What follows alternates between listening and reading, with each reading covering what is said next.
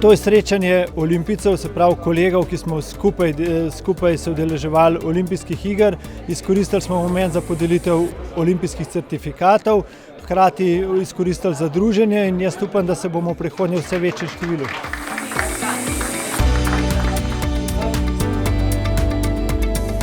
Ja, sem prvič na tem srečanju in moram reči, da je zelo lepo videti, da se tako različne generacije športnikov zberejo skupaj pa malo pokramljajo in to je to.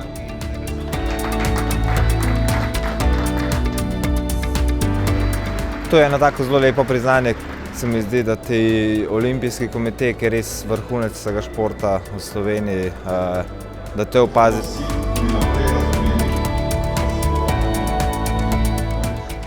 To ni samo moj uspeh, je uspeh tudi trenerja, družine, vseh ljudi, ki mi stojijo ob strani.